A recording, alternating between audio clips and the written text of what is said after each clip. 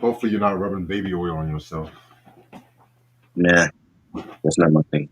Yeah, you're smarter than that. I don't want to talk about no Diddy. I just want to say everyone's talking about celebrating that he's off. He's still going to do some time, regardless. I don't know what everyone's celebrating for. I ain't celebrating him because I don't think he innocent. Simple as that.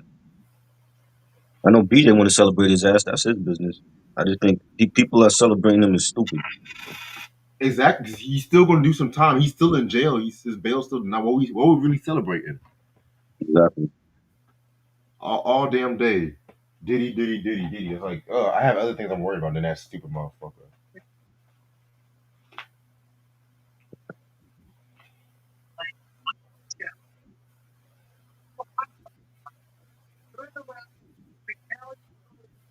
Shit, but it's okay.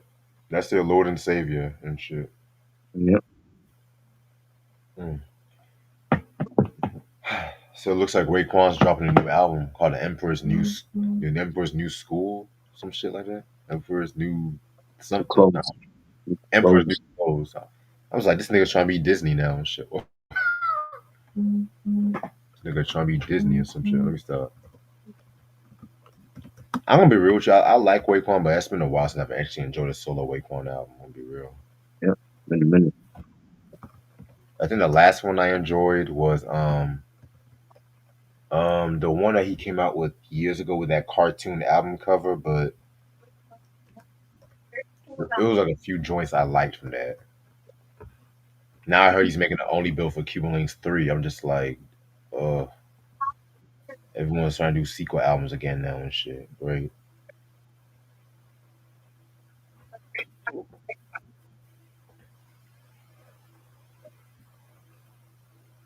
Yeah, Clips. I think Clips is dropping next week, right? July. That's not next week. I think week after next. Okay. 'Cause I know Daz dropped a new album. I know a lot of people say they love that new Daz album and shit.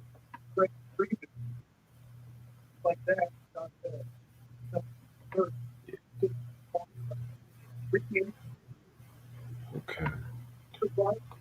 I'm doing good, everybody. I'm doing good. I'm just trying to survive the rest of this year. I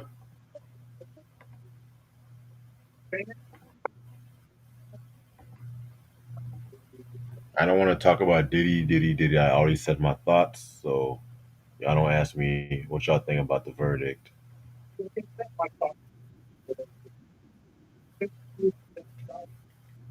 Diddy didn't pay my rent, so I'm just saying.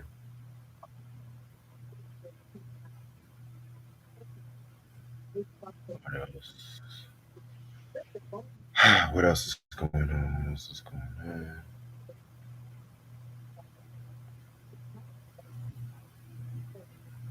So they might make a new Best Man installment. Apparently,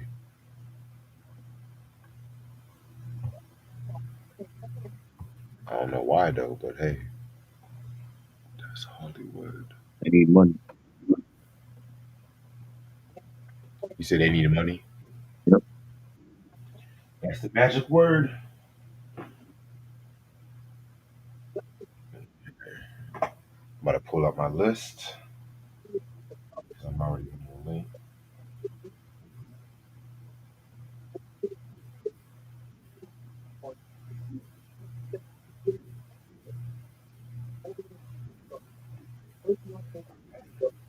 I'm ready to start whenever you are.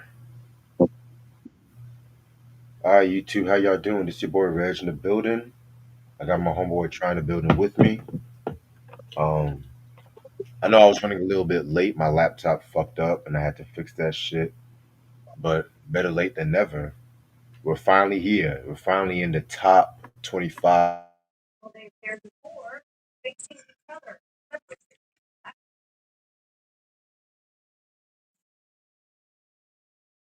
of the cartoon series like that too. You know what I'm saying? Gonna be the fucking.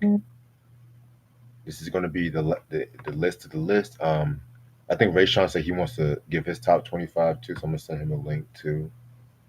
Um, Rayshon, if you're watching it, I'm gonna send it to you in a minute. Give Make me sure one you still second. up and it's past the bedtime. No, these niggas stay up, man. These niggas be hitting me up like 3, 4 in the morning and shit. Like, Oh, hit me like up. Yeah. as long as it's not no Diddy shit, then I'm cool. One motherfucker I didn't even fucking know asked me about Diddy. I'm like, nigga, I don't even fucking know you. Like, who the fuck are you? What is everyone's fascination with this motherfucker? Yeah, obsessed with them. I bet they were at them Diddy parties too and shit, man. All right, let me stop. Let me stop. Okay. So my top 25, my number 25, this is a classy Supo show, but it was not on Nickelodeon. It was actually on the USA Network. I don't know if you ever heard of this show, but it's called Duckman. It All ran right. from 1994. You said what? Never heard of it. Ah, got you, got you.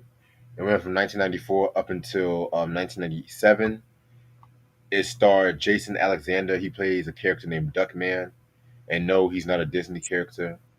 He's pretty much a private eye who's trying to juggle family and his professional life and everything like that too. Very, very, very underrated show, if you ask me. Because when people think classy Supo, they automatically think Rugrats and Wild Thornberries and such and everything like that. But this show was definitely them trying to do something different and stuff like that too. You know what I'm saying? Because this show definitely had like a more grittier tone and stuff like that. Jason Alexander himself loved doing this role as well too, because you gotta remember this was still Seinfeld, Jason Alexander and shit. So that's my number 25. The series finale was kind of controversial because it had a cliffhanger, but yeah, it was still a funny show. And 25, I got Hulk Hogan rocking wrestling on CBS. Great show. Hulk Hogan, one of my favorite wrestlers of all time. I had the jacket for this. I had like the set and had like a satin jacket for this joint back in the day. Great show.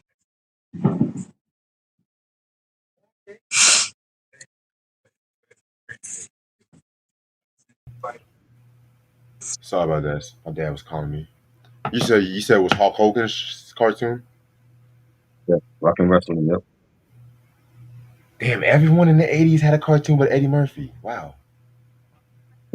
Like he black. When you're a nigga, you don't get one. Wait your No, turn, wait a nigga. minute. Kid and Play had a cartoon. But them niggas was light skinned. You know what I'm saying? You know, they were doing pop rap and shit. They ain't giving no thug no fucking cartoon. Well, Wait your turn, Eddie. Hammer was dark skinned as a motherfucker. He had a Yeah, cartoon. Hammer wore parachute pants also. So there's that. You know, Yeah. Arnold had a cartoon, but it was Arnold. It was You mean Gary Coleman? yeah, Arnold. Yeah, did That's what I call him. he played like a fucking angel or some He played shit? an angel. Yeah, the Gary Coleman show. Yeah, yeah. That Man. didn't make the list.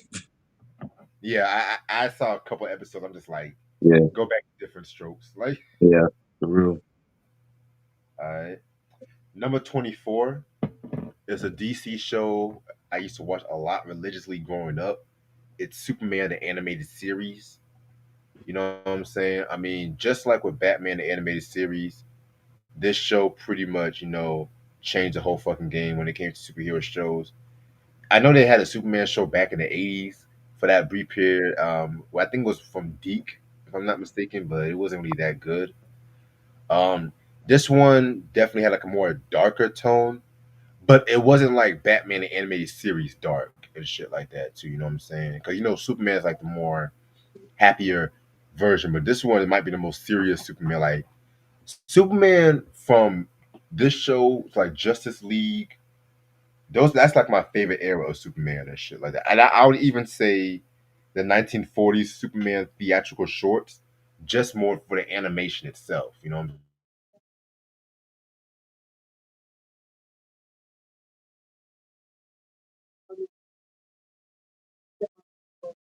saying? So when the kids WB and everything like that too. They had like a lot of dope celebrity cast and shit like that too. You know what I'm saying? So yeah, that's my number 24. And Ray Sean is in the building. What's up, Ray Sean? Hey, what up? What's up? Doing Doing good. Yeah. So you say you have your top 25 too? Yep.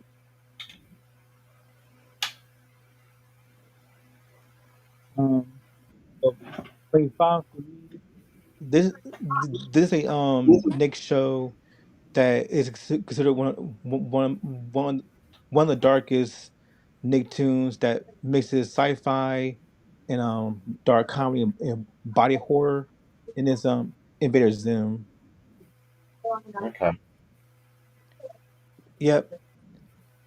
This show was very different from other Nicktoons where this one talks about a alien named Zim. He lands on the Earth, and pretty much he just wants to destroy Earth.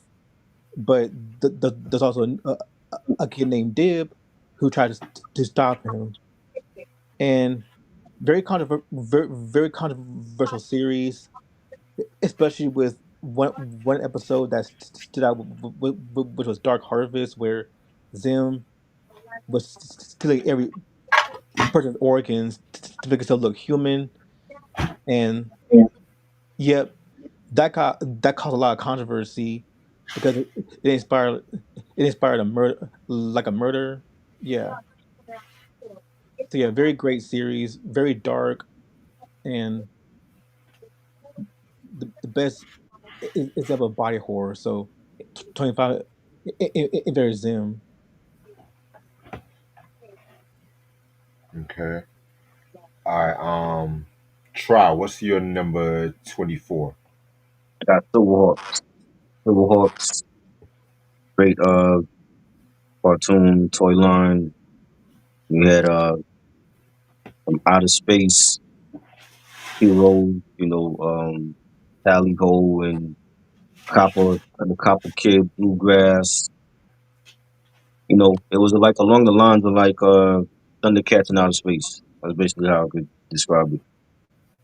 Underrated cartoon. Yeah, you said Silverhawks, right? Yeah. Got you, got you. And I just recently got into that show. It was like it was pretty cool. Um, and Rayshawn, you give your 24 and stuff too. All right. 24. They'll go to Heathcliff Ooh, from 1984, the Deep version. Very fun show. This pretty much talks about Heathcliff, who's pretty much a troublemaking cat, goes around causing trouble wherever he goes. And there's also a side story that focuses on the Cadillac Cats, which is pretty much Deke's a Deke produced. That's what Deke produced, and that talks about site their adventures in the junkyard. So very fun show. Um, that's definitely great for kids and families. So that's my 24. Heathcliff or Léon Shots in French. nice, nice. Okay. All right. Well, my number 23. This is one of my favorite cartoons from the 80s, and I love like the nostalgia every time I watch this show. I used to play the arcade game back in the day. Teenage Mutant Ninja Turtles, Teenage Mutant, the Yep, 87 version. yep, Oh, yeah. The 87 Stuff. version. Yes, this one right here. I know they made a lot of incarcerations because the 2003 version almost made my list, but I'm just like, that was very good. But to me, the 80s version, the 80s to 90s version was like the pinnacle description of what Teenage Mutant Ninja Turtles are. It ran from 1987 to 1996. 87 to 91 it was on syndication. 1990 to 1986 it was on CBS. Yes, it was another one of those weird cartoons where it was on syndication one season and network on one season syndicated. No story about it tells a story about these four turtles saving the world and pretty much battling enemies like fucking Shredder, who was voiced by none other than fucking James Avery and shit like that too. You know what I'm saying? Which I personally feel is one of the best voice acting performances ever, in my personal opinion and shit. You know what I'm saying? Like this was years before Fresh Prince of Bel Air and whatnot. Tony J, he was also on the show as Lord Drain. You know what I'm saying? Yeah, man. As far as the the Turtles, you have voice actors like Rob Paulson. All my voice acting fans, y'all should know about him. Cam Clark was one of them and shit too. You know what I'm saying? So yeah, man, this show right here, classic show. You know what I'm saying? I mean, that theme song is an earworm to this day. So yes, sir.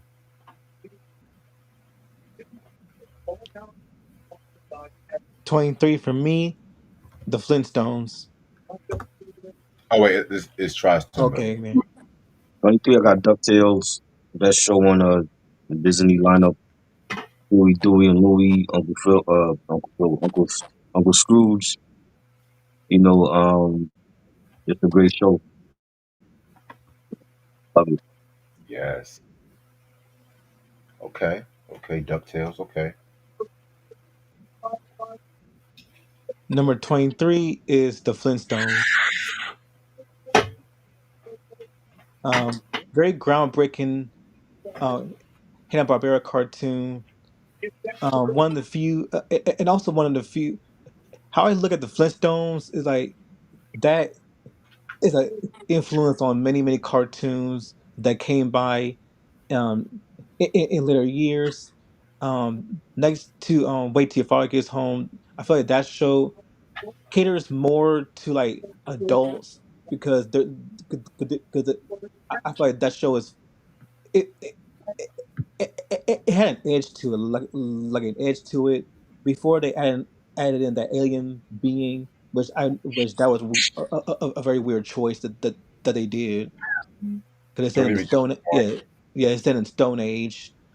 But I love I love the adventures that Fred, Barney, Wilma, and Betty they get into.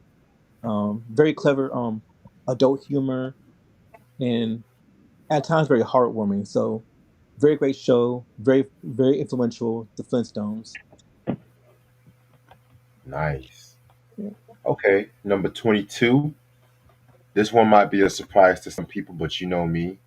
I'm always full with surprises.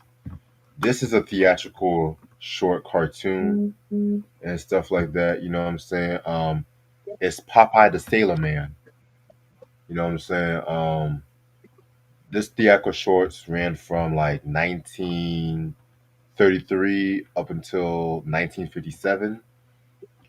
But the Popeye I mostly like is the black and white Popeye, the Fletcher ones. When they went to famous studios and they got the color and stuff like that too, they added color and stuff. You know, it was cool. But by the later time, they made Popeye like a dumbass. But I'm gonna say my thoughts on that. We all know the story about when Popeye, you know, old ass white motherfucker eating some spinach because this guy named Brutus, whatever his name was trying to steal olive oil. This fucking flimsy white flimsy. I'm sorry, I didn't know what they saw in that olive oil. I'm sorry Oh, and shit. Popeye. Out of all the nigga, you had all the muscles and shit. You had all that physique. You picked this scrawny. Yeah, but she was with Bluto at one point. She was playing around. She was playing around like a motherfucker and shit. Like if I was Popeye, I would just dumped her ass and shit. Fuck that. Fuck. But yeah, this show was very dope. I actually like this cartoon and stuff like that too. You know, it was very fast paced. Like it wasn't like Looney Tunes fast, but it wasn't Disney slow. If that makes sense, it was like a lot more faster paced. I feel like I'll put it up there with with Tom and Jerry as far as like slapstick violence. So that's my number 22. Until I got the Kid and Play show Saturday mornings, NBC. Kid Play, the DJ Wiz. It's a dope show, man. They show their videos, they play their music. You know, it got into all type of different adventures. Um, 22, Johnny Bravo. Patty Patty. Um, Very funny show about this grown man named Johnny Bravo. He like this Elvis Presley esque type of character. He loves to hit on women, and the running gag is that whenever he hits on women, they pretty much give him the cold shoulder or they just beat him up. So very funny scenarios. Definitely love the adult humor. Especially that one scene with the blind, but the blonde lady, with the blindfold. That definitely one of the funniest scenes in the entire show. Um, Terrifying. yeah, definitely a definitely a landmark, definitely a classic show within the '90s. The cartoon, no, the '90s. Great show, Johnny Bravo. Okay. Nice, nice. Speaking of Johnny Bravo, Seth Seth MacFarlane, he started off with that show and pretty much he went on to do Family Guy. It's my number 21. Yep. Family Guy. You know, if I made this cartoon years ago, this would probably be my top 10. But this show went down so bad. It was just like I don't even know what to say about the show now. But the show ran from 1999, and then it got canceled the first time. I think in like 2001, 2000. Then they came back, and then it got canceled again in 2002. But then Adult Swim reran the show, and the DVD sold. And then next thing you know it, they came back in 2005, and it's still going on to this day. You know what I'm saying? Now, if you ask many people, this show was pretty much a ripoff of Simpsons, which uh, I agree and disagree. It's a weird thing, but every show at that time had that fat white guy, hot wife, whatever. But Family Guy was a lot more. Family Guy was like a lot more, pretty much faster and everything like that too. Because at that time, when Family Guy was really blowing up, The Simpsons was starting its decline and everything like that too. You know what I'm saying? And I felt like Family Guy was at its best from like late season 2 up until season 7. After season 7, it was very hit or miss. Season 8, it was. It grew. Season 8 is like the season 4 of SpongeBob. It kind of grew on me in recent years. It's Like once Mark Hentman came on the show and Steve Callaghan, they became the showrunners. It just became very. It was just like they were just doing shit just to gross out and then just to make memes. They just, you know how that shit gets and stuff like that. You know what I'm saying? But that's my number 21. 21. I got Super Friends. Nice. Super Friends. Me too. Ooh. Yeah, you know what it do. I mean, also known as Justice League of America, the Hall of Justice, all the heroes from DC, Superman, Wonder Woman, Batman, Robin, Aquaman, Arrow, all of them. You know, it's taking on the bad guys, taking on Lex Luthor and Joker. You know, it was great. You know, definitely a classic. 21. Um, Family Guy. Oh, wow. Yeah. Pretty much the show was good up until like around season 7, and then onwards it got worse and worse. But its golden years was like around seasons one. Yeah, like to me, is when the characters were more subdued, down to earth, still wacky, but they still like. I guess when the show was more ha- but the show had more heart to it, where the Right. character, yeah, but the characters actually care for each other. Like they still have flaws, but they still but they still care for each other. At the end of the day, they still go they go into like these weird scenarios. Um, so yeah, very great. So very great show for what it was at the time. So yeah, 21 Family Guy. Okay. Now we're in the top 20, and you guys have already talked about this show. Number 20 is DuckTales. You know what I'm saying? Now, I'm not going to be too long with this one because, like I said, you guys talked about this show recent a few times.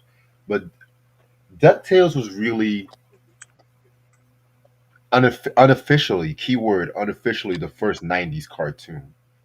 Because when all those 80s cartoons were trying to sell all them toys or having talking robots and stuff like that, DuckTales had a right mixture of like character and idea based values that pretty much, carried on not just to how Disney would have its cartoons, like in the latter part of the decade, but cartoon in general. Because you gotta remember, one year before DuckTales, you had Who Framed Roger Rabbit, and then one year before that, that's when you had Little Mermaid, which pretty much kicked up the whole Disney Renaissance, which was part of the whole animation renaissance and stuff like that too.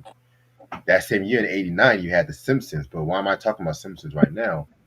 DuckTales, pretty much, very great show and everything like that. That theme song gets stuck in your head. This show pretty much launched the whole Disney revolution. Excuse me, Disney afternoon next to Gummy Bears and stuff like that. Um, yeah, man.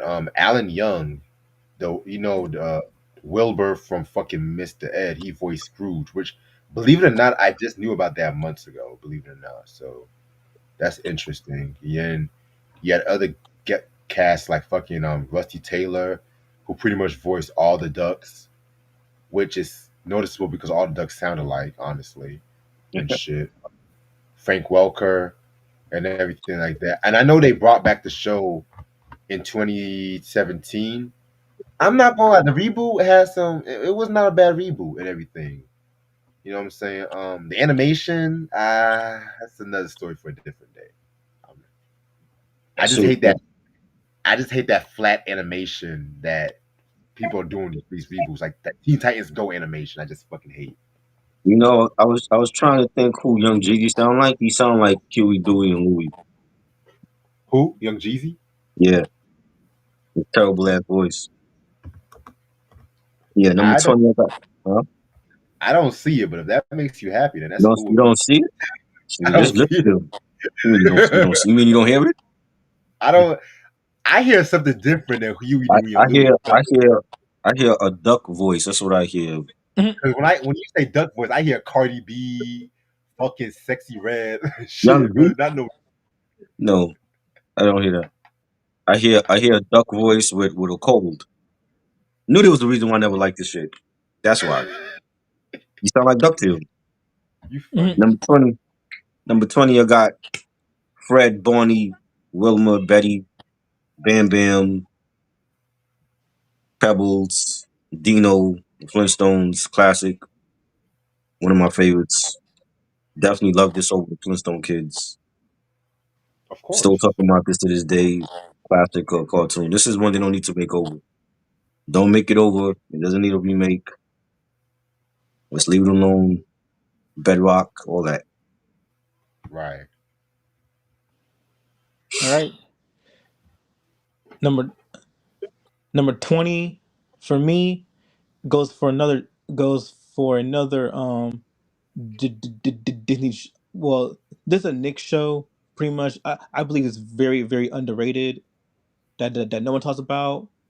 Um, as told by Ginger, Yes. and pretty much um this one talks about Ginger, 12-year-old girl who goes to middle school, and and she and the story just revolves around these teenagers navigating through life, going through just learning life lessons and also tackling very heavy subject matter that is aimed at its demographic. Um, what I love about this show is that the characters actually age. They change their appearance every episode. There's a lot of continuities to other episodes that so it pretty much is an ongoing story arc. I also love the characters. I love Ginger, Macy, Darren, Miranda, who's pretty much Cree Summer did her thing. But the best character on that show, hands down, Courtney. Thank you. Definitely like and also one of few characters that subverts the rich bitch trope, where she's rich but she's not an asshole, and a true friend to Ginger. Fuck Dodie. So yeah, that's number 20. As to why Ginger. And what you just said about the kids not getting old, that's the one thing I had an issue with the Simpsons. Bart and Lisa never got old. Maggie still got a pacifier. Right. What baby ever pacifier for like 30 fucking years? Honestly, it's not even just Simpsons. A lot of cartoons, they do this shit where they turn a year older, then the next season they're back to the usual age sometimes and shit like that too. Because how many times has Stewie turned 1 on Family Guy? How many times has Bart turned 10? That's why they do all them future episodes, because they know they ain't gonna age them fucking characters and shit at the Yeah, end of the yeah, day. but the Flintstones, they actually had Bam Bam and Pebbles grow old. They got together and became a couple and all that. They didn't do that with a lot of other cartoons. Yeah, but no one liked them. No one liked them shit, so they had to bring them back as babies and shit in them I like future that shit. It's called evolution. Yeah, That's why I like evolution. Hell, all grown up. it. Yeah, all where had all grown up. Where the characters Right, were middle schoolers. exactly. Yeah. right. See, at some point when you had He Man was always He Man, but they had him at different stages. He wasn't always He Man. That's true. And even like fucking shows like Dragon Ball Z and Naruto, they age up the Mm, characters sometimes. exactly. Naruto, yeah, and Boruto, they're all adults. Yeah. Yeah. Alright. So this is another cartoon we did a review on and stuff like that too. It's the Boondocks. You know what I'm saying? Probably my favorite adult Classic. Swim of all time. Every time I hear that theme song, I remember when I was this show came out when I was in fourth grade. I've never seen a cartoon like this. This shit just blew my fucking mind and everything like that too. But it was one of those shows that had a bad last season. But we ain't gonna talk about that right at this second. So the show ran from '05 to 2014. This was created by Aaron McGruder. This was based on a comic book strip that he had of the same name. If you guys have not seen the pilot of the Boondocks, watch that shit. That shit's great, dope too. Um, it stars Regina King. She voices both Huey and Riley. Shout out to Regina King though. Shout out to Regina King, man. She been holding Legend. it down for years. Legend. I definitely want to do a top 5 or top 7 roles of her one day. Um, the late great John Witherspoon. You know what I'm saying? Also, you had other people like fucking Cedric Yarborough and stuff like that. I think he voiced Tom. You had Gabby Soel, Gary Anthony Williams, the gay guy from South Soul Plane. That's all and shit like that. He played Uncle Ruckus. Fucking Ed Asner. Yes, Lou Grant was on the show. Like the cast they had, like Charlie Murphy, the late great Charlie Murphy, Samuel Jackson, Snoop Dogg, Most Def. I mean, shit. Come on, man. Like this show was awesome, elite shit. If you guys have not seen the review we've done on that show, watch it. Definitely a classic. But 19 for me is Bionic Six, a family of superheroes. I forgot how they had the bionic powers, but each one of them, they reminded me of like the Fantastic Four. Like they each one had different powers and they were bionic. It's almost like the Bionic Woman, like a family of that. And that used to come on like Sunday mornings, and then they switched it to like weekdays. But again, another underrated cartoon, great toys that they had for this classic. Number 19 goes to another Cartoon Network classic show, um, made by none other than Gennady Tarkovsky. They to pronounce the name, but Dutch Laboratory.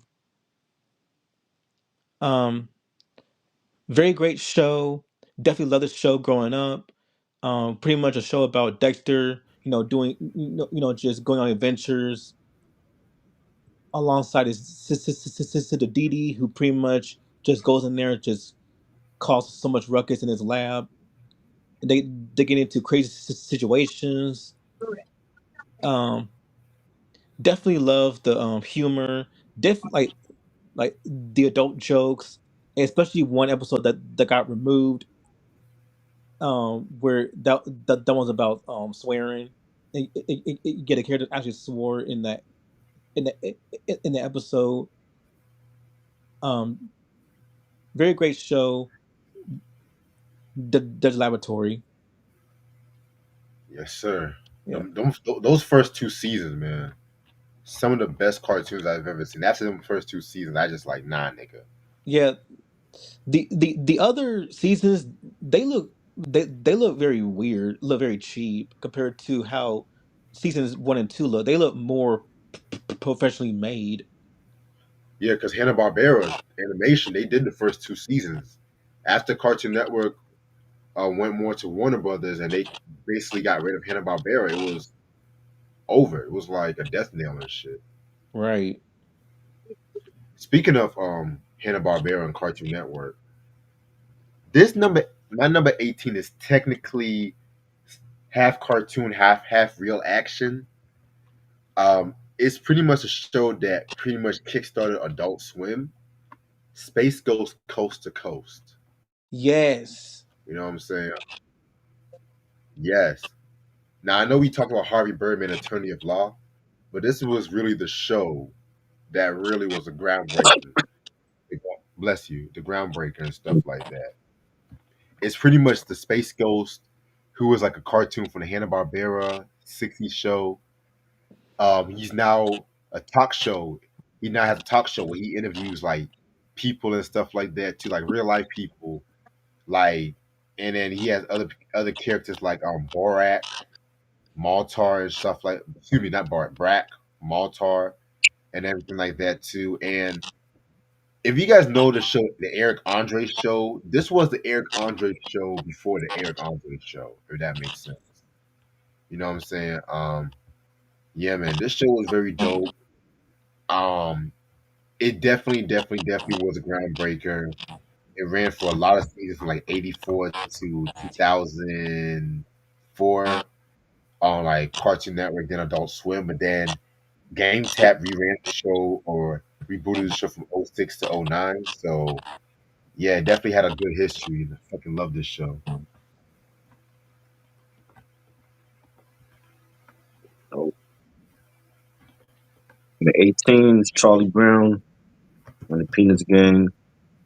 I don't like the episodes. I like the specials with them. I think the episodes were crap. They need to really, or they should have like did it better for him because like he always had the best specials, but like the regular series was garbage. I don't remember not one interesting episode that they had from him.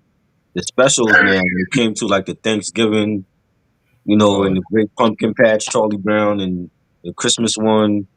The movie Bon Voyage, Charlie Brown, where they like go to Paris and you know I forgot who burned down like one of the barns. It was like somebody that burned down the barn down. And Snoopy came in and he's playing firefighter with Woodstock, and I love those. The regular series was trash. I didn't like the regular series. You know what I'm saying? But this is like one of the most iconic cartoon figures of all time. Snoopy to me was more popular than all of them. He had his own float in the Macy's Thanksgiving Day Parade. They made so many like his own spin-off tunes with Woodstock. He went up to space for NASA. I like the fact that they gave Franklin his own his own special. It's about time. He's the only black person in the Peanuts gang. He deserves his own spinoff. You know, but I like the specials. I think the specials were like classic. But the regular shit, they gotta give Charlie Brown his own like series again and make it better. Like make every episode memorable. Not just him like, oh well, he's trying to still kick the ball and Lucy keep tricking him. Like what is that? You know what I'm saying? Like we've seen that in every episode. I'm like, come on, you know, I don't get it. I think the writing could have been better, but his specials were great. And also, he's also Snoopy is also popular with this company called MetLife. Hmm. Yeah. Yeah, yeah. He's like probably the most iconic like cartoon dog. He's more iconic than Odie and Goofy. You know?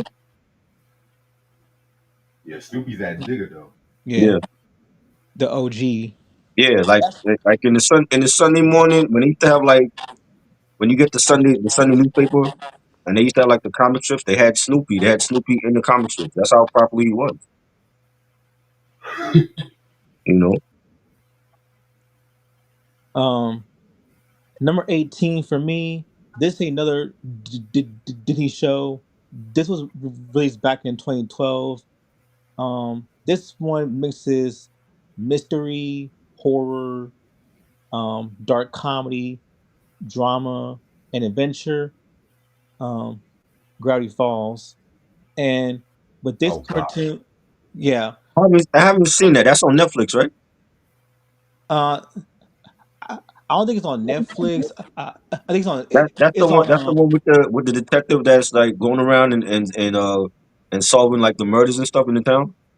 no, pretty much what Gravity Falls is about is pretty much about these two twins, Dipper Mhm. and Mabel. They go to this town called Gravity Falls, Oregon, where they stay with their uncle, and in in that town, some they encounter with various mysteries and supernatural occurrences, and they unlock mysteries within the town that they're staying in. Season one pretty much establishes the mysteries behind the town, whereas season two goes into the myth arc, and season two is where things get much more darker and much more somber. So yeah, that's my That, number 18. that sounds like a cross between Supernatural and Riverdale. Yeah, it's like two twins. They unlock supernatural mysteries within Oregon. So that's my number 18. Gravity Falls. Why does all the mysterious shit happen in Oregon? What's out there? That's why niggas don't want to go there. You go It's to on Oregon. You go, Disney Plus though. you I go don't Yeah. to think it's on Oregon. Netflix. Yeah. You go to Oregon. You're gonna end up missing for years, and she's Right? gonna find your body in the river. Then they have that Twilight series, wasn't that like out in Oregon? Yep. That shit, and then they had Grimm. Grimm was like set it out in Oregon and shit. Interesting. Yeah. My number 17 is technically a tie, but it's still the same show. If that makes sense, it's Justice League and Justice League Unlimited. Same Justice shit. League ran for. You said what? It's the same shit. I remember that show. Yeah, Just but League Unlimited. you know what? Yeah, because it's the same show. I'll give Yeah, it the but I same. mean, what was the difference with Justice League of America and the other shit? It's the same shit. I mean, Unlimited was like I guess because Unlimited ran on Cartoon Network, Hmm. and well, actually both ran on Cartoon Network, but I think Unlimited was like more darker and shit like that. But at the same time, all the series, all the seasons was dark. Hmm. You know what I'm saying? it's kind of like when Batman the animated series, they had that one season where it was like the new Batman Adventures, but it Yeah, was still Batman the animated it was still series. the So same you know shit, what? right? Yeah, fuck it. I'm not gonna call it the No, same. but they counted the new Batman Adventures as like the sequel to the animated series though. Yeah, but yeah, it was still like the season 4 of Right, Batman the animated series in a weird way. right. You know And what then I'm they, saying? they brought in Batgirl and all that. Yeah. Yeah, I don't know why a lot of fans hate that one. I actually love that season, but that season was dark as fuck. The Mad Love episode, Over the yeah. Edge, but ooh, we did a dope ass review on that one and shit like that, nigga. Ooh, yeah, man. But anyway, Justice League. This is what happens when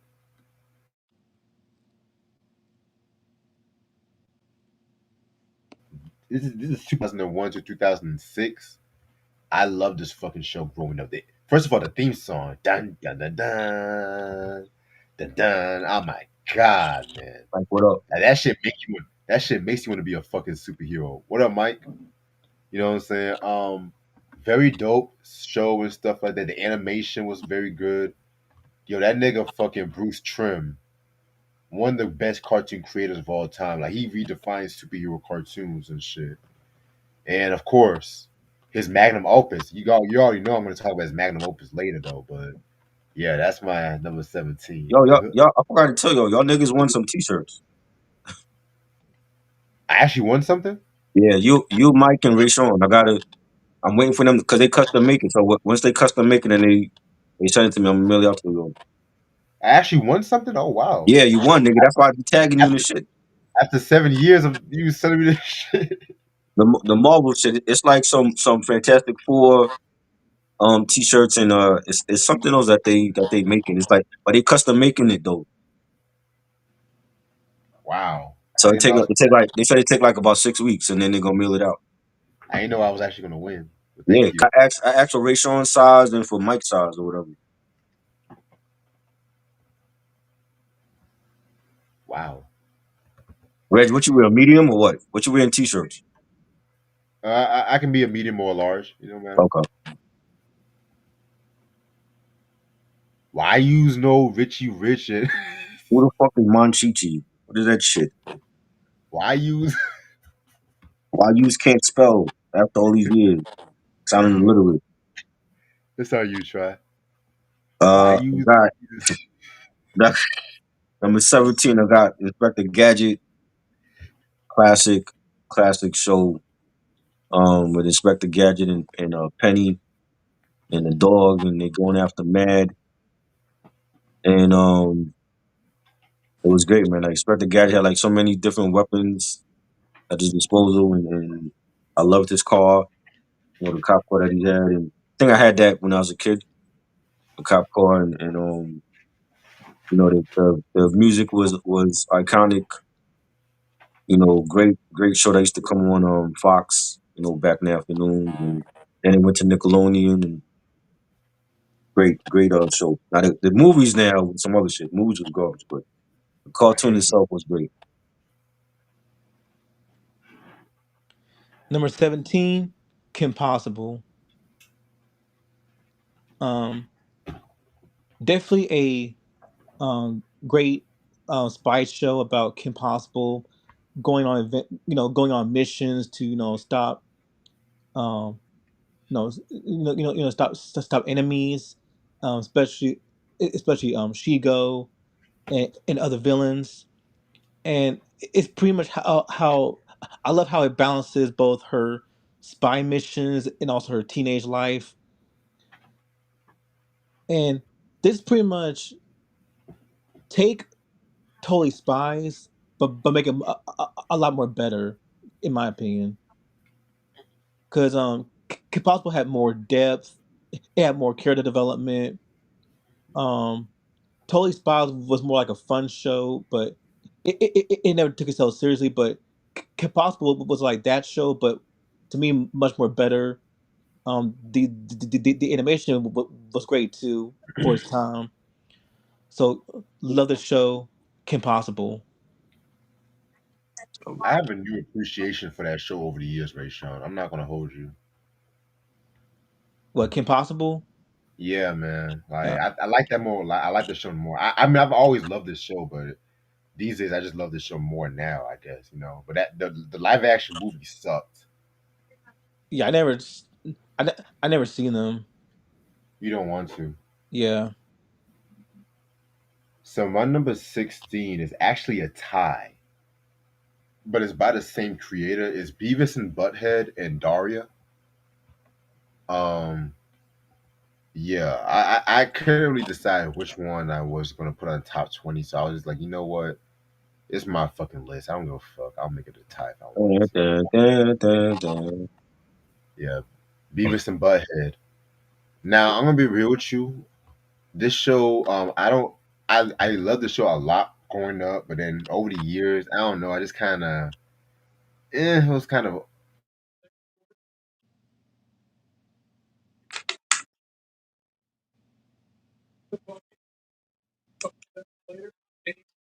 I just like that too. This show's from '98, and then brought it back in 2011, and then they brought it back again on Paramount Plus, Comedy Central in 2012 to 2023. It just is pretty much about these two slackers named Beavis and Butthead, who just pretty much was just doing stupid shit because they were just mentally retarded and stuff like that. I'm sorry. You know, Beavis and El Cornholio bullshit, you know what I'm saying? Yeah. The movie Beavis and Butthead Do America's Class. I love the movie and shit. Yeah, that fucking laugh though, you know what I'm saying? Man, Daria was like a spinoff. And honestly, Daria is pretty much I think I like that show a bit more than Beavis and Butthead. You know what I'm saying? I think it's Because impressive. The Daria from Beavis and Butthead is kind of different from the Daria in this show. Because Daria That, in Beavis and Butthead was more like a know-it-all, know-it-all goody two shoes. that, But this Daria, that bitch was she was depressed. more. You said what? He was depressing. Right, cynical, depressed, and shit like that too. You know what I'm saying? And it's kind of crazy because Mike Judge, he wasn't really involved with this show because technically people call it a spinoff, but he had no involvement because he was mostly working on King of the Hill at this time and shit. You know what I'm saying? But yeah, Daria's very dope and stuff like that too. You know what I'm saying? Very, very, very dope. We ran from '97 to 2002. This is a show I really don't mind a reboot if it's done right. That's just my personal opinion. No, just kill her off. right. You know, Mm. Oh no, you funny. I know that Beavis and Butthead was your thing because they love heavy metal. That's their shit. That movie though was crazy. I love the movie. I love the movie too. I Yeah, might actually watch movie, the movie. movie was dope. 16, I got Scooby Doo, the OG, with the mystery Van and Fred and Daphne, Velma, Shaggy. Love it. Love the iconic music. You know, they chasing after ghosts and them damn meddling kids. It's a classic show. One of my favorites. It really should be in my top five, but I got too much heat over that. So definitely have to be in at least in the top 20 for me. You know, Number 16 is the Smurfs. Um, yes. This one just pretty much talks about blue creatures. So blue creatures trying to stop an old man from destroying their village. little creatures. That's what we call them. Yeah, the Smurfs. Yeah, the Smurfs. Yeah, The blue yeah, people. yeah. Um, they try and stop Gargamel from destroying their village. Very funny show.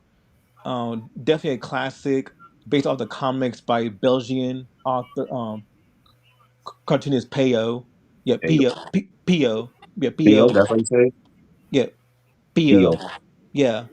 Mhm. Shout out to Theo. Yep. legendary Belgian I used to cartoonist. see that name. I used to see that name. I'm like, who the fuck is P? Who is this? Like he had his shit on everything for Smurfs. Yeah, definitely a classic show. Hanna Barbera show, The Smurfs. The Smurfs kept Hanna Barbera's lights on. They were big. All right. Number 15. We also done a review on this show. Surprisingly, if I made this list years ago, this would probably be maybe my 40s, but I have a new appreciation for the show. It's the real Ghostbusters. Oh, You know what I'm yes. saying? Yes. Boy, In my opinion, besides the first two movies, the best representation of the Ghostbusters franchise. This show ran definitely. from 86 to 91 on Deke and everything like that. So you know what I'm saying? ABC ran the show, then it was on syndication. You know what I'm saying? I mean, I love this fucking show growing up. You know what I'm saying? And yes, this was done right and everything. The music score, the cast that they had on that show, from Lorenzo Music, who played Garfield, to Dave Coulier, Uncle Jesse, to even Arsenio Hall, Charlie Adler. You know what I'm saying? Frank Welker, man. Come on, nigga. Don't fuck with me. You know what I'm saying? And of course, my favorite character, Slimer. Yes, Slimer. And shit like that. You know what I'm saying? He got his own spotlight in this show too. So the real Ghostbusters. I said, love it. That can be high up though. I got Popeye, OG Popeye, Popeye. Ludo, Olive Oil, classic, man. Classic drinks. Um, 15 for me. Rest in peace, Steven Hillenburg, SpongeBob. First three seasons, legendary. First, when it came to the fourth season, which that has some keyword some decent episodes, but overall you definitely see the decline in quality. And the show did got a bit better when Steven Hillenburg came back. Then afterwards, it just became bad again. Which so it's my I love the first three seasons of the show. Definitely a great show for Nickelodeon. Pretty much the mascot for Nickelodeon. And if you ask me, recipe Steven Hillenburg, 15 is SpongeBob. Dope, dope. Yeah. Number 14, I gotta go with Rick and Morty. You know what I'm saying? This might be the most recent cartoon on the list, the highest ranking recent cartoon that's still running and shit like that too. You know what I'm saying? Um, this shows pretty much if Back to the Future was a cartoon. It's all about these adventures of Rick and Morty, a grandparent and a grandson and shit like that too. You know what I'm saying? Very, very, very funny, creative show and everything like that. You know what I'm saying? We all know the story with the original creator of Justin Roiland. You know, he actually was a creator of the show, but he actually got forced out of his own show because of domestic abuse allegations and stuff like that too. You know what I'm saying? So yeah, that's my number 14.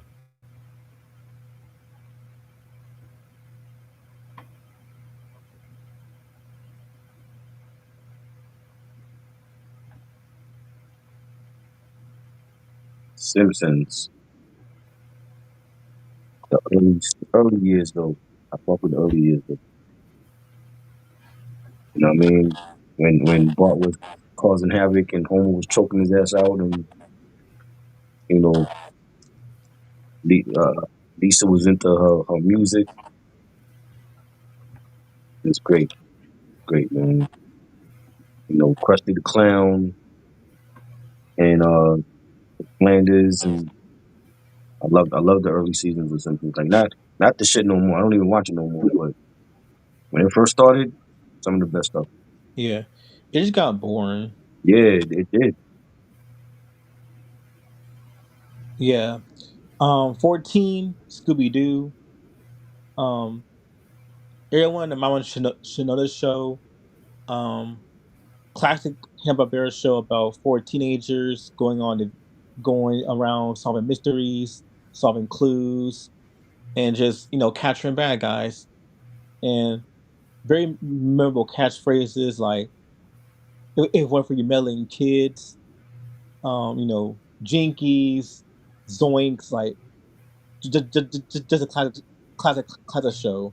Love it. Scooby Doo. Nice.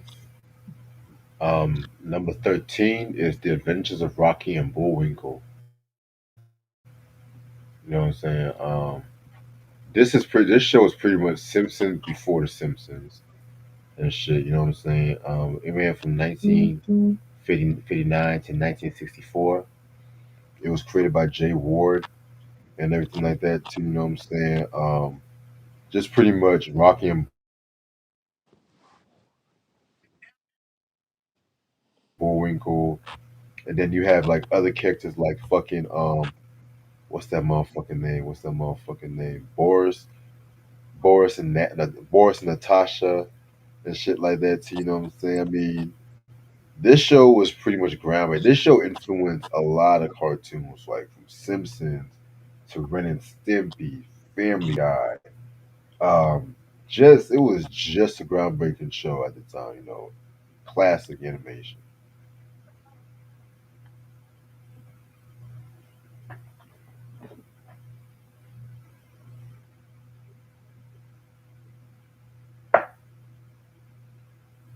Yeah, I remember that show. The moose just sounded like a fucking retard though. Hey, what do we take a rabbit off a hat? Yeah, I'm like, I mean, he did. I was not really a fan of that show. I watched it a couple times, but I'm like, it ain't for me. Um, oh yeah, number 13. Yeah, 13 is Slimer in the Real Ghostbusters. Gotta include Slimer because he was like a major part of that movie and cartoon and you know Peter and Ray and Egon and Winston, Janine, just fighting ghosts, man. One of the best sci-fi films all time and tunes and it came on the weekdays, it came on the weekend.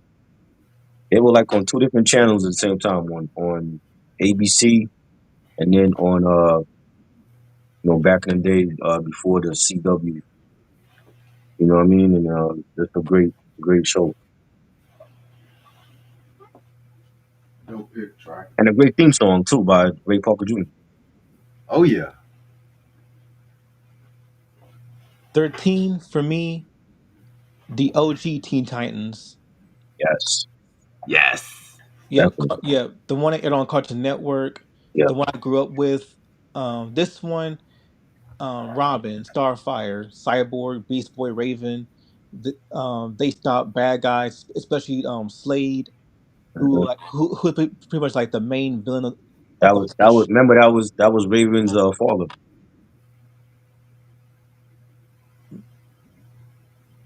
I thought her father was like this demon, like this red But demon. she was it was more like he was like looking after her when she was younger.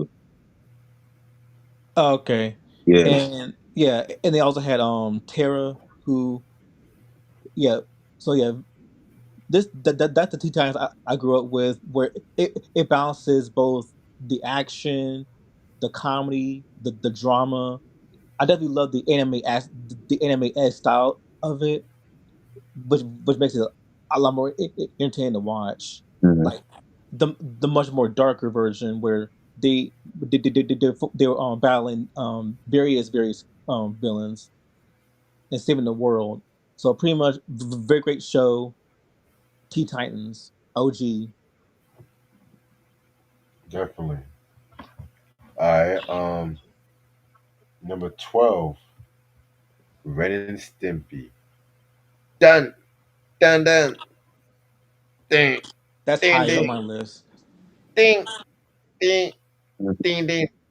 Man, man, man, this show groundbreaking. This was really the show that put Nick on the map. It ran from 1991 to 1996. It's pretty much stars a chihuahua. I think it was like a chihuahua and a cat in it. No, no, no. Yeah, yeah, he was a chihuahua. Yeah, and they just went through all these weird adventures, these Looney Tunes. It's like if Looney Tunes was more sadistic. That's the best way to describe this show. And the creator John Kay, he was on the show for the first two seasons, but again, he got forced out of his show because he used to take long making episodes, and then he got into it with his staff. So then Nickelodeon took over the rest of the show, and it wasn't really same, but it was still Ren and Stimpy and stuff like that too. You know what I'm saying? Now I do got one cartoon higher than this, and if you guys know me, you might know which cartoon it is. That's all I'm going to say. One Nicktoon, excuse me.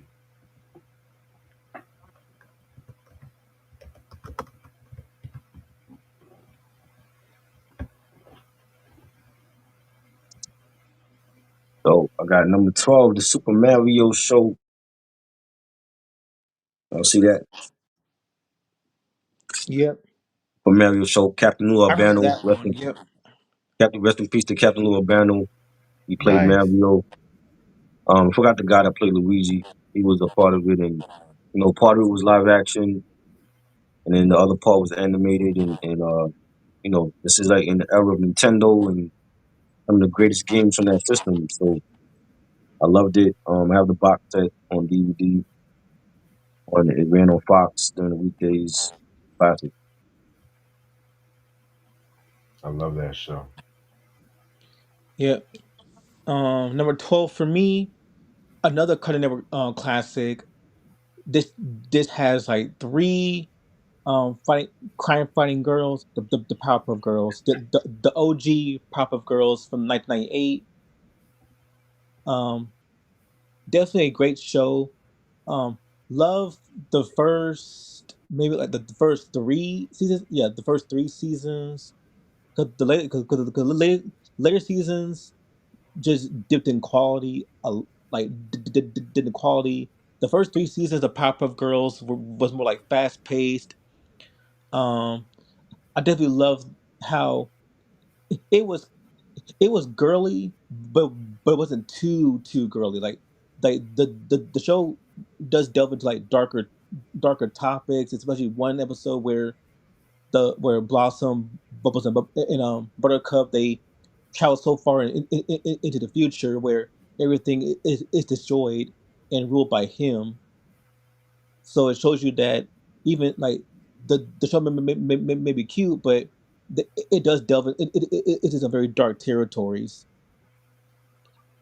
and I love how but how gory the show can get at times. So very great show. Number 12, the Powerpuff Girls, OG. Period. So my number 11 is Tiny Toon Adventures. You know what I'm saying? I love me some that Steven Spielberg era of cartoons, and Tiny Toons was definitely now technically it was they did take the formula of making these cartoon characters young, but these motherfuckers were their own characters. Buster, Babs, Plucky, Hampton. You know what I'm saying? They had the same qualities as their counterparts, but they had their own vision and shit, which I felt like they did it the best out of everybody. This show ran from 1990 to 1992. They also had some specials up until 1995 and stuff like that. I love the 90s like animation with this one with this show. You know what I'm saying? I mean, it pretty much rejuvenated the whole Looney Tunes and stuff like that too. You know what I'm saying? Classic, classic, classic show. You know what I'm saying? If I could put this in my top 10, I would. But my top 10, I just like, yeah, man. My top 10 is I'm ready for this. Yeah. 11, I got the Smurfs. Um, just a great characters. Smurf Red and Papa Smurf and Greedy Smurf and Vanity Smurf and so many others.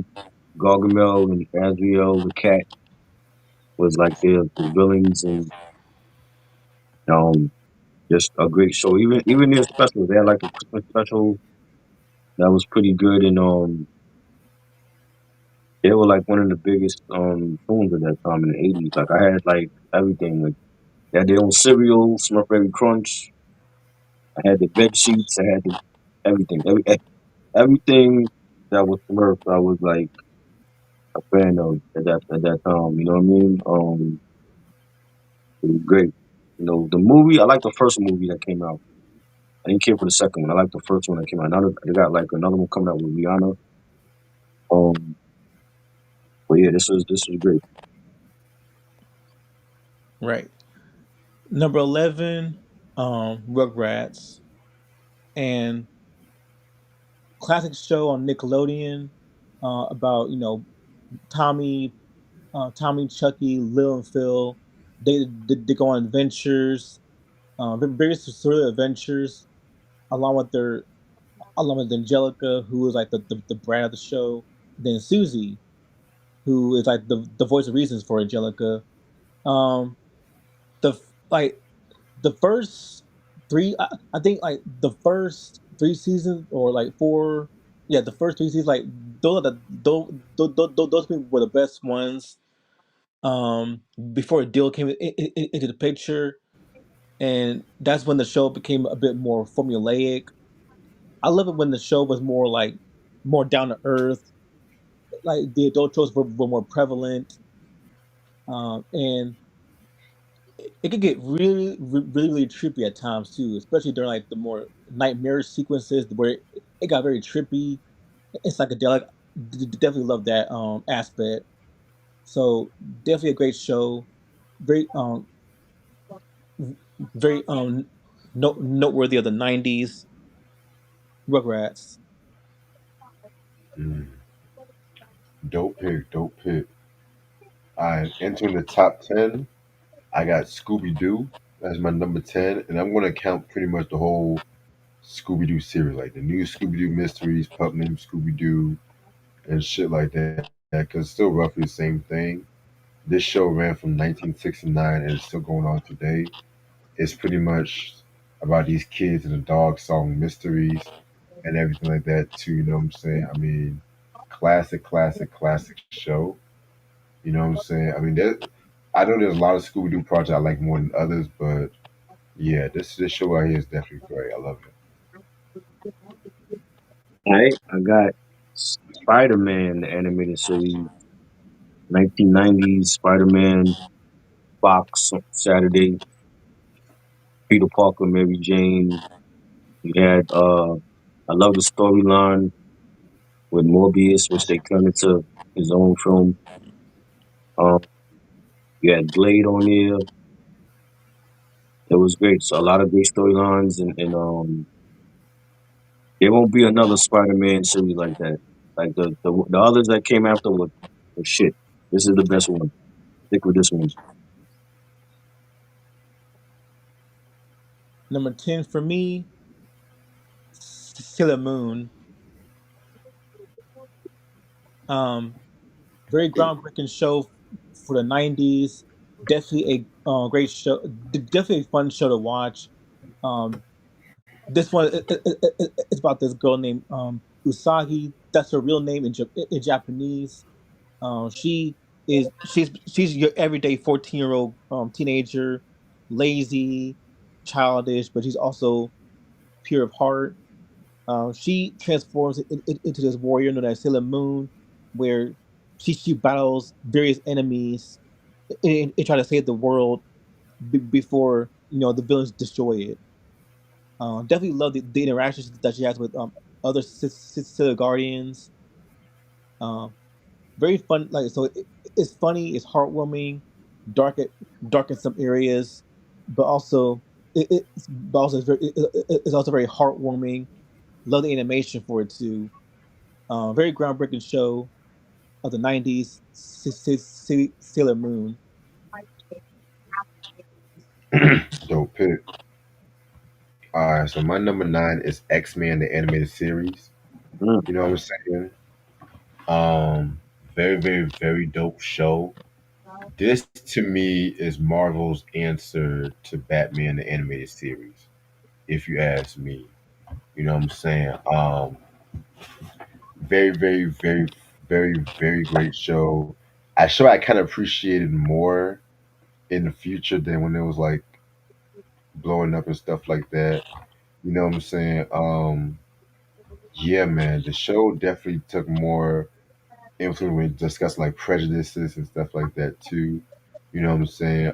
Dealt with a lot of social issues and everything, but at the same time, he still kept it like a good mixture between drama and just action packed and everything. So I know they brought back the show and they called it X Men '97, which I have to really watch more That of. is good.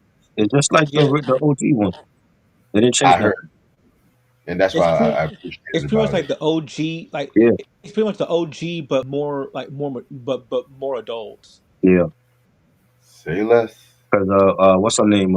Is it Jean Grey's having a baby? It was Jean Grey that was pregnant. Yeah, and Magneto basically took over the X Men. You know, number 9 is Batman the animated series, the best Batman series ever. Dark and gritty, yet all the major characters: Joker, Penguin, Catwoman, Mister Freeze, Clayface, Scarecrow. They're still like, when they do these Batman films, they're still trying to integrate the villains into the live action movies. And it was Right. great, ahead of its time. Yeah, they brought on Robin later on and Batgirl, and you had Alfred in it, and classic, classic tune. Um, best tune for me on BW WB back then. Number 9 for me, Inuyasha. This one is a classic that aired on Adult Swim. This one talks about revolves around a 15-year-old girl named Kagome. She gets transported into feudal Japan, well, the Sengoku era of Japan, where she meets this half human, well, this half human, half demon named Inuyasha, and pretty much they had to go around feudal Japan to collect every piece of the Shikon jewel, um, and along with other friends like Moroku, the perverted the perverted monk, Songo, Shipu, the fox demon, and they also battle other characters from Seishomaru to Kagura and the main villain Naraku. So definitely a great adventure story that mixes comedy, adventure, horror, dark fantasy, and historical fiction. So great anime Inuyasha. Okay. Number 8 is Animaniacs. Cool. You know what I'm saying? Man, if Tiny Toons tore the lid off, Animaniacs shredded everything in existence. You know what I'm saying? The show ran from 1993 to 1998. Well, 1993 to 1994 was on Fox. Then 1995 to 1998 it was on the WB. And then they brought the show back from 2020 to 23 on Hulu and shit. You know what I'm saying? Which I'm gonna say my thoughts on that. But the OG run is just, if the Carol Burnett show was a cartoon, that's the best way to describe the OG run. You know what I'm saying? The adult jokes, the satire, and everything like that. Wacko, Dada, Yako, man, doing their thing. Then they have Pinky in the Brain and shit. You know what I'm saying? Hello, nerds. Come on, man. That show Now, got away with so much. you said what? And you I know what's said crazy? that show Of course. away with so much, And you know, and I love it. the real reason why it was canceled was because more adults was watching the show than kids. Like, Yeah, think about that. Adults watching this show more than kids. That's why this show was canceled. And when they brought the show back in Hulu, I liked it, but I didn't love it because they tried. It was Animaniacs light. There was no none of that squirrel. There was no Hello Nurse. Every episode had to have an agenda and shit like that too. No You know what Minerva I'm saying? Mink. You said what? And no Minerva Mink. Right. Like, don't get me wrong. It was still Animaniacs. I still laughed, but at the same time, it was just like this is why some shows you just cannot redo because Animaniacs was perfect for its time and shit. You know what I'm saying? But I'm glad that it was at least reintroduced to a new generation of fans, though. But just stick to the OG, and Right. maybe the first season of the Hulu run, maybe. The eight X Men, the series, the OG, Saturday mornings on Fox. Classic, classic, classic. Might be the best Marvel series ever. Professor X and his School of Mutants, Wolverine and Jean Grey and Rogue, Cyclops, um, Jubilee, Beast. It was great. We had Magneto and his bunch. Juggernaut and Nightcrawler and so many others. Man, it was a great show. I love the storylines and you know they brought it back because it was so popular, and then the reboot was great. It's like they never left. Same animation, same music, same characters. I love Yeah. it. That's how you But do a reboot. That's how you do a reboot. exactly, that's how you do a reboot. Now, if Disney had did that with Ducktales, it would have been great. Right. Number eight for me. This is this one both shows take place in the same universe. So number eight is Tiny Toons and Animaniacs, because both shows take place in the same universe. Yeah, Um, Definitely, like both shows are very are just classic. Like Tiny Toons, Babs Bunny, Butts the Bunny, Plucky Doug. They go on adventures, learn about the history of Looney Tunes. Um, this is how you do like kid characters based off of adult characters the right way. You make them original, but also keeping like the older incarnations within the show the same as how they are when they started out way back way back. Animaniacs, this was like Tiny Toons, but had more of an adult edge to it. Similar to Tiny Toons, this is also a very great show, classic show. Definitely love the adventures, the adult humor, just everything. No said. Tiny Toons, Animaniacs, number eight. Definitely. Number 7, my favorite Nicktoon of all time, Rocco's Modern Life. That's higher on my list. Yes. I know Try's like shaking because he don't like this show. no, I never watched it, so I could kill less. I didn't watch it. Well, I remember when we did a review, you fell asleep during the review and shit. Yeah, because I'm like, why am I here? So this show, man, in Nickelodeon from 1993 to 1996. I'm gonna try to keep this short because if I talk about this show, I'm gonna go on and on and on. But this show is about a wallaby named Rocco who's living on his own. He has a he has a cow as a friend named Heifer, a Jewish turtle named Filbert as friends. He has a dog named Spunky. He lives next door to two frogs called Mr. and Mrs. Bighead. To put it bluntly, this show was like the cartoon equivalent to Seinfeld, if that makes sense. You know what I'm saying? Um, a lot of famous animators got their start on this show, including a Mr. Steven Hillenberg. A little trivia: Steven Hillenberg actually became a producer the main producer in season 4, and the creator Joey Murray, his wife killed herself during the 4th season, and he didn't really feel like doing it. He said if the show was renewed for a 5th season, he would give all the reins to Steven Hillenburg. So we would have probably gotten, we probably would have gotten early SpongeBob. We kind of got a little bit of Right. it, like with Yeah. the show, because I said this like in the last episode. First season of SpongeBob was pretty much Rocco's modern life in the sea. I keep telling Sure motherfuckers that. enough. Yeah, sure enough. Because If you really watch the first season of SpongeBob, you'll be like, this is definitely Rocco.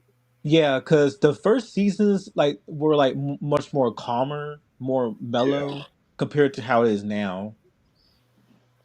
yeah. The second season, they were just like, yeah, we gonna find our own style.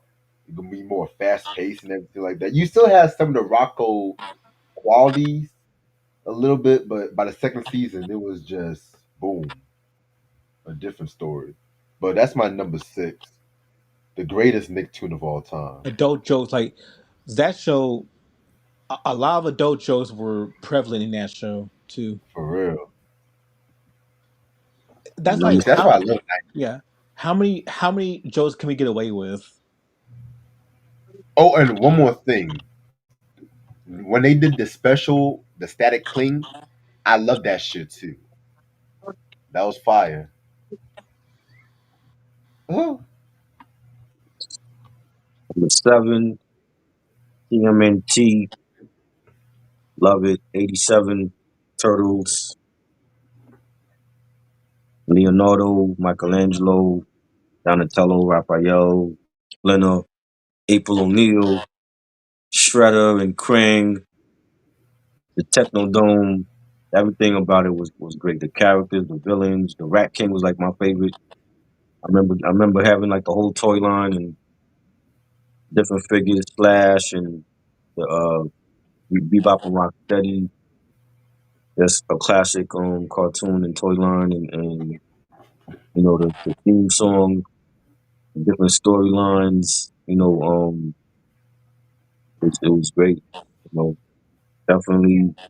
Again, this is another. I think with this one though, I do like the other reboots. Like they had a couple on Nickelodeon that was good. Even the movies, like they had an animated movie. I think it was like '06, '07. That was good. The games, the different games they had for the different game systems were great. You know, I love it. Definitely a classic. Cartoon.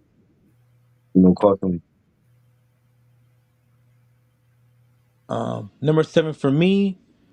This is an anime that I watched on Sci-Fi a long time ago before they showed it they showed it on Adult Swim, and it's Gurren Lagann. This is a Japanese anime that is set in a post-apocalyptic world where humans have been forced to live in isolated underground villages where they constantly must burrow deeper into the earth to escape the frequent earthquakes that wreak havoc on their way of life. So it talks about these two teenagers, but by the name of Simone and Kamina. They live underground, and uh, uh, along with another partner named Yoko. So it's pretty much about how Simone he grows from a young kid to a full grown man as he battles like the anti spirals and saving the world from being destroyed. So it's pretty much like it's pretty much like an adventure. It's comedy drama. It's a mecha series. It's action based, sci-fi based. Um, it's like what if Gainax made a Saturday morning cartoon? Pretty much. That's how I describe Gurren Lagann. That's the number 7. sounds like an interesting show. Yeah, it's very great. Got you. All right. Number 6 is the Flintstones, one of Hanna-Barbera's influential works, one of their many influential works. The show ran from 1960. 1960 to 1966. You know what I'm saying? It's pretty much the cartoon version of Honeymooners. Let's keep it a buck. Matter of fact, Jackie Leeson almost sued Hanna-Barbera and shit. Keyword almost. I mean, this show is very dope. You know what I'm saying? I like the show. You know, I'm more of a fan of the first two seasons. Those are my favorite seasons of Simpsons.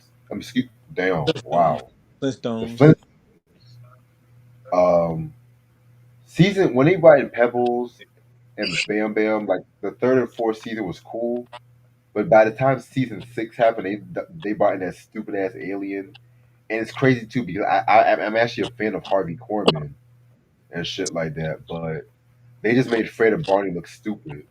You know what I'm saying? I'm just like, what is an alien doing in a prehistoric time, allegedly? But yeah, man, this show right here is very dope. It actually won a couple of Emmys and stuff like that too. You know what I'm saying? So yeah, Flintstones. We'll have a gay old time. Well, boy. Let me stop.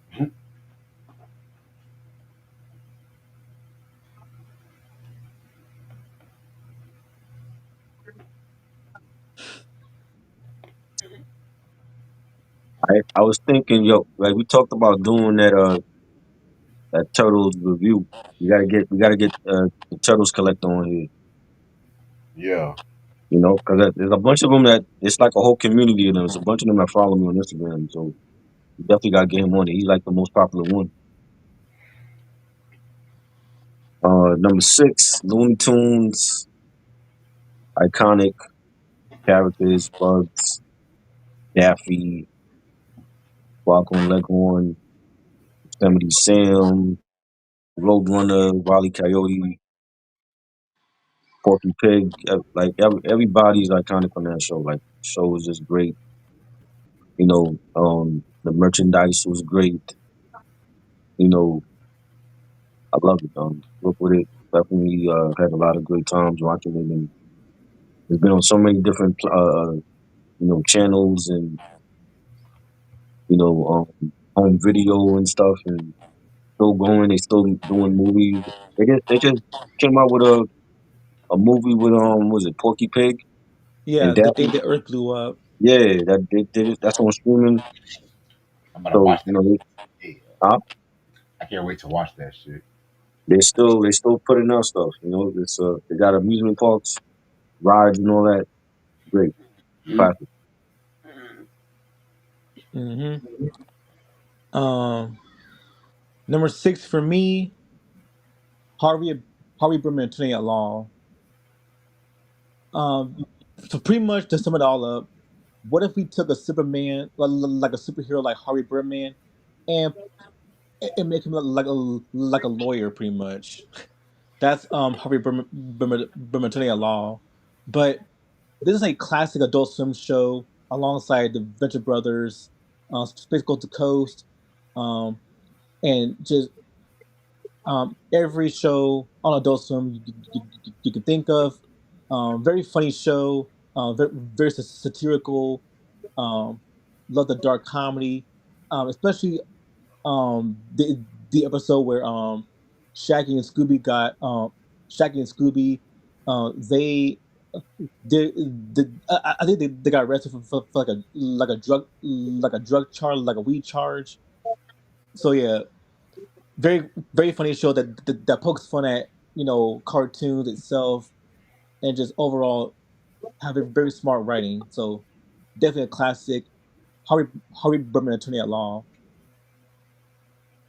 Yes. My favorite. Number five, I got Tom and Jerry. You know what I'm saying? Y'all already know. We kicking the top five up with royalty right here. You know what I'm saying? The theatrical shorts ran from like 1940 up until 2005. Simple story about this cat named Tom trying to get this mouse named Jerry, and they just going through a lot of violence and slapstick and shit. One of the things I loved about this shorts was like there was barely no talking. Like once in a while, you might have the character say some shit, but the main characters the characters, right? The characterization was so strong. They didn't need words and stuff like that. They just let the music and the action tell the story and everything like that. You know what I'm saying? So that's my number four.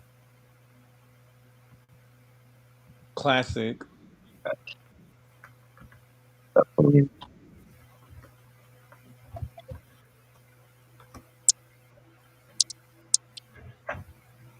top five. Top Top five. five, baby. Let's go. Five.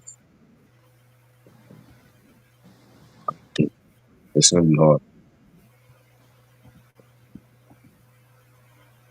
It's gonna be hard.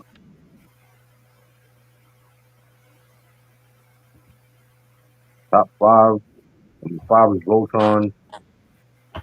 They're actually making a live action movie right now for this with I think what's his name?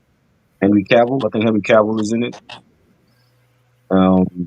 I forgot who else is in the movie, but there's two different versions of this. There's the one with the five lions, and then they had like another one where it's like more of a fleet of like a force, with like different it almost like Star Trek almost. It's like different enterprises and groups, but the one with the five lion one, that's the most iconic one. The black lion, red lion, green, blue lion, um, yellow lion, love it. Princess, and you had Hank, and you had Pudge, Keith, forgot the other dude's name. But yeah, like great story. You know, the action was great. The toy line again, very iconic. I hopefully they do the live action movie good. We'll see. But yeah, this was everything. Back in the '80s. Dope pick. Yep. Um, top number five for me. One of the best adult anime cartoons of all time. Comedy Central's South Park. Um, Mm, what's the name you said about South Park? Like this is a classic show, very iconic, legendary show that does not give a fuck about who they offend. Like this show is pretty much satire at its finest, poking fun at everybody and everything. Equal opportunity offenders. Stan, Kyle, Carmen, and Kenny, they go on crazy adventures. Lot of memorable catchphrases. Just all around classic show. South Park. And love Hmm. the movie too. mm. Okay. All right. So number four, and my number four is actually South Park too. You know what I'm saying? So this show ran from 1997, still running today, and shit like that too. You know what I'm saying? S- just like what Ray said, the show definitely was influential. This was really the show that pretty much took the reins from Simpsons at the time, because nothing was like this show and everything. They just had to have a new season, I think, like in the next couple of weeks. So yeah, man, show's still doing its thing. So that's my number four. Before Thundercat, another epic cartoon and toy line with Lionel, Panther, and Cheetora, and Tiger, and the Wily twins, and they're taking on Mumra and his crew, and this I definitely want to see a movie for this. They got to do this right too. You know, Definitely. but cartoon was great. The action, the music, everything about it was iconic.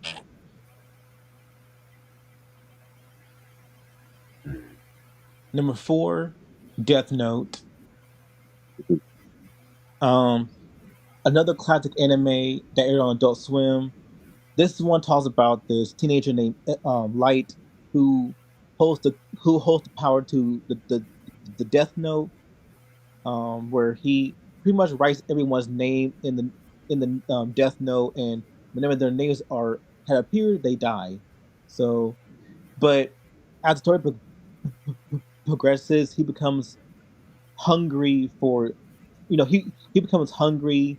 He started to have the, like this godlike complex, and that's when the story became a lot more crazier, a lot more disturbing, a lot more darker, and it also unravels the mysteries behind like the Death Note itself. So very great show, very definitely a classic in the anime community. Death Note number 4.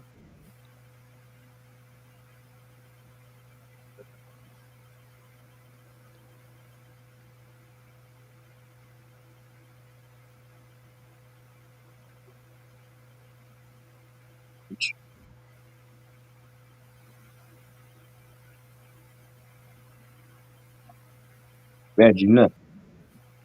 My fault, bro. I was distracted by something. All right. Number where we at? Number three. Yeah, I gotta go with The Simpsons. Number three. Ah, to many people, this might be a lot of people's number one and shit. You know what I'm saying? But at the same time, we all know the story. The later seasons kind of threw shit off and everything. The show ran from 1989 to the present. It originally started off as shorts from the Tracy Allman Show and stuff like that too. You know what I'm saying? So, but that early to mid Simpsons run from like the season three to maybe season nine, classics, classics and shit. You know what I'm saying? So yeah, that's my number three. Number three for me is MOTU, Masters of the Universe. They're doing a movie right now for Netflix next year, starring Idris Elba. Is playing Man at Arms. You got Jared Leto's playing Skeletor. Um, the girl that played Veronica on Riverdale, she's playing I think the Sorceress. And they got like I forgot the guy that's playing He Man. I don't know. He's like some foreigner. But it's definitely gonna be live action and CGI and from the set pics it looks good. I hope they get it right. There's like a promo picture of He Man with the sword and everything. Looks great. This was iconic. Another iconic cartoon in the toy line. I had the whole collection as a kid. You had He Man, who was like the protector of Eternia, and he had to save his world and his home from Skeletor and his evil henchmen of Beastman and Merman and Evil Lyn. So many great characters as well, and can't wait to see the movie. All right, number 3. For me, this is a Nickelodeon show that is known for its irreverent humor, adult humor, and just pushing boundaries. Rocko's Modern Life. But this one, I'll be quick with this one. Animation, no said. The characters, um, fantastic. The jokes, awesome. Just everything about Rocket's Modern Life just screams 90s. It just screams like Nickelodeon in the 90s, where when Nick had less restrictions, and they didn't give a damn about how much they got away with back in the 90s and 80s.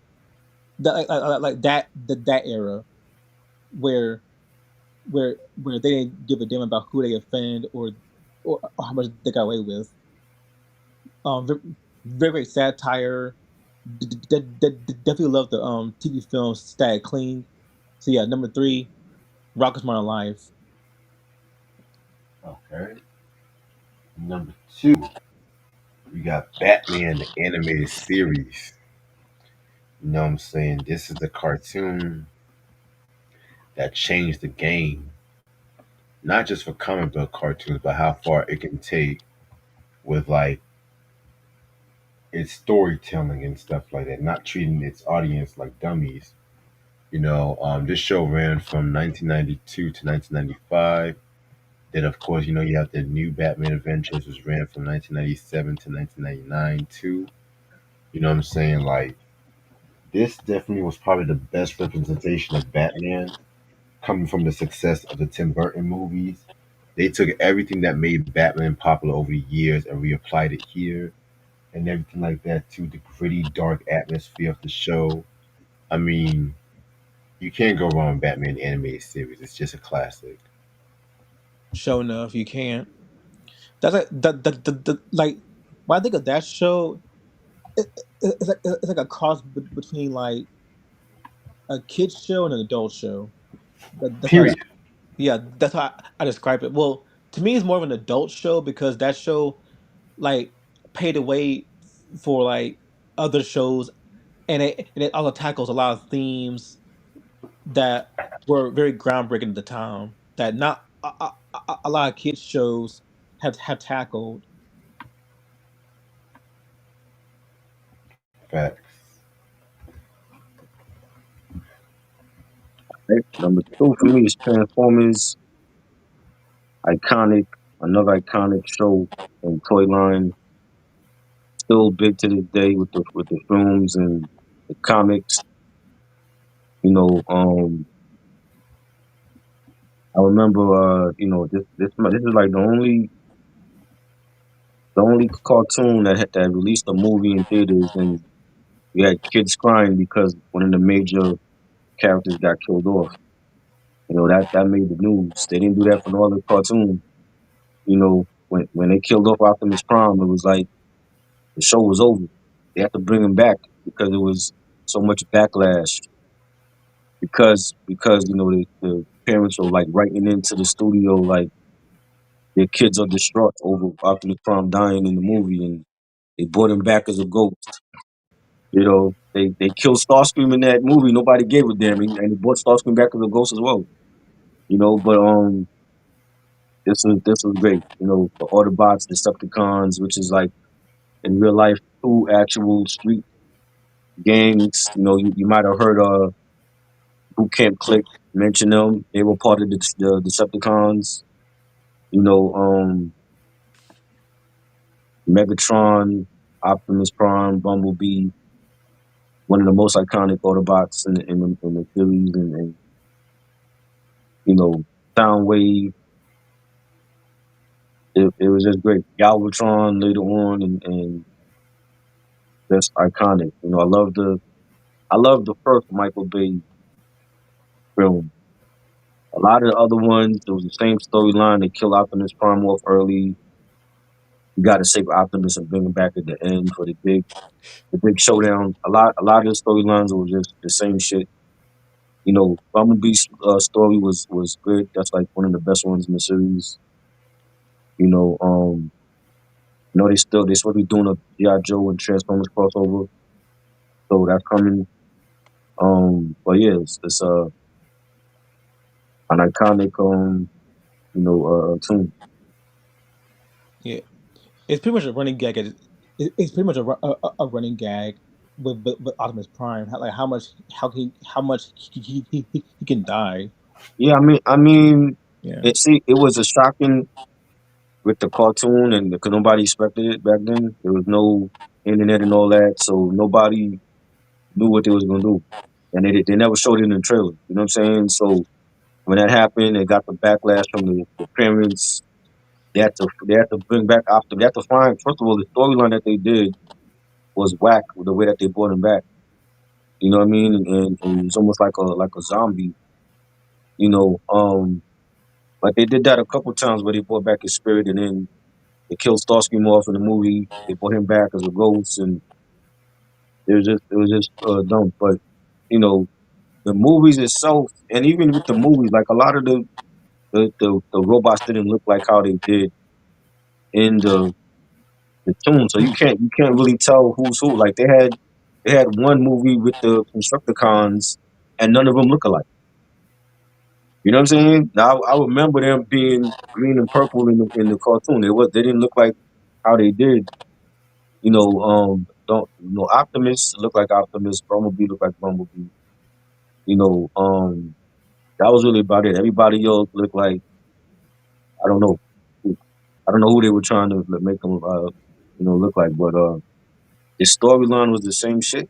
I'm like, how many times I'm gonna kill off Optimus and then they try to bring him back in the middle part of the movie and then the big showdown with the Decepticons and Autobots at the end. That was the whole movie in a nutshell. So they gotta do better and make better. There's too many great storylines in the comics and in the cartoons to just do the same shit in the movies. Exactly. My number two, I'm gonna go with one of the saddest animes that I watched on Adult Swim before I moved to Tanami. Um, None other than Fullmetal Alchemist. Pretty much this one talks about two brothers, Edward and Alphonse. They try to revive their mother with the use of human transmutation, but things go sour when Ed lost both his arm and leg, and Alphonse lost his entire body. So with that, so with Ed, he had to get like prosthetic mechanical legs and arm, and Alphonse he, his soul is trapped in armor, and they're both on a mission to retrieve the philosopher's stone so that they can get their original bodies back. So definitely a a great story, very sad, very sad, very dark, and very harrowing, especially when it tackles like things about the military, religion, God, and pretty much the apocalypse, everything. Like everything that happens in that show, it's just crazy, crazy, and definitely it's created by Hiyama Akawa, who was like the author of the series, female. So very great show, Fullmetal Alchemist. Definitely. I used to My watch that, my so I fuck with it. yeah, Full Man was dope. It was Yeah, dope. And my number one favorite cartoon is the Looney Tunes, Merry Melodies, whatever you want to call it. This is my favorite cartoon of all time. The one that changed the game. Anytime I think of cartoons, I always think of Bugs and Daffy first. You know what I'm saying? This ran from like 1930 and then to 1969, but they brought it back sporadically in some aspect. You know what I'm saying? So very dope cartoon series and everything that changed the game and everything like that too. It was like more faster. A lot of jokes were more aimed at adults compared to like how Disney was more aimed at kids for the most part. You know what I'm saying? So this is my favorite cartoon of all time. number one is GI Joe. I couldn't decide what was gonna be one. Could have been He Man. It could have been Turtles or Transformers. And GI Joe definitely one of my favorites. This might be like the most um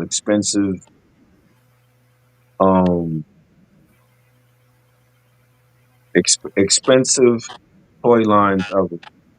Like I've come across like different toy collectors and over the years, and they spend big money for these GI Joe toys, man.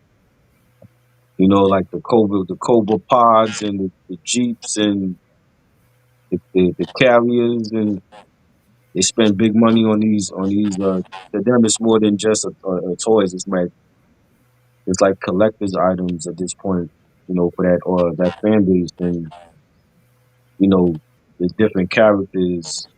Storm Shadow, Snake Eyes, Crimson Twins, Serpentor, so many great characters.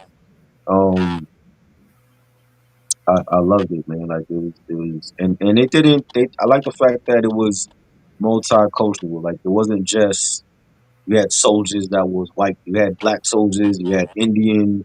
You had Asian American. It was great. You know what I mean? And you know, the, Yeah, the cartoon was great. I like the movies. I thought the movies were decent. I really hope they get this Transformers and G.I. Joe crossover right. That's a long time coming. That's been in the comics. That whole crossover event. Um, that they have spin-offs as well. Like some of the spin-offs I didn't really care for. As far as the animated spin-offs, the movie was good. There's some issues with the movie as well with the animated film. But it's definitely one of it's still with Transformers. It's still one of those iconic brands that's going and they're putting out different things and I love it. This was like we used to go to school and trade G.I. Joes, like literally taking Joes with us in our backpack and going to school and trading, quick kick for Snake Eyes or, Blink for Duke or something, you know what I mean? And these kids now won't understand that. That's a great pastime that they won't understand.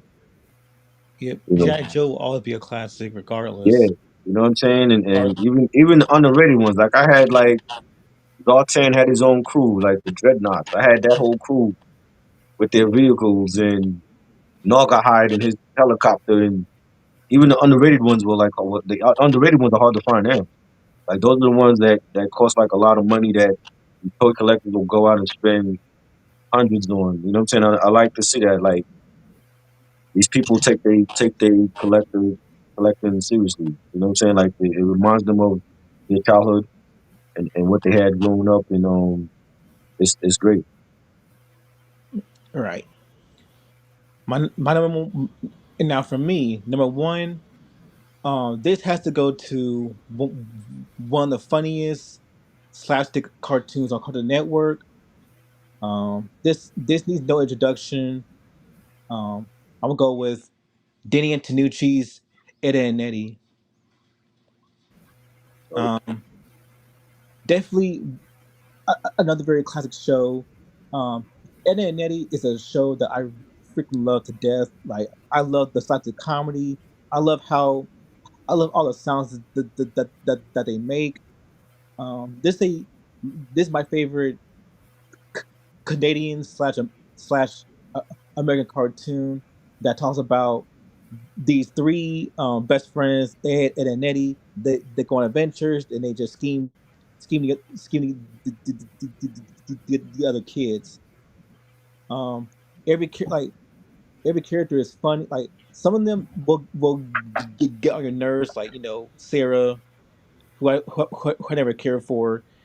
I like Naz, Rolf, the funniest character on the show, Johnny, the Kicker sisters, just everyone on the show did their their A game, and I love the movie. Like I love the finale to the show. Yeah, my favorite show from Cartoon Network, and then Ed and Eddie.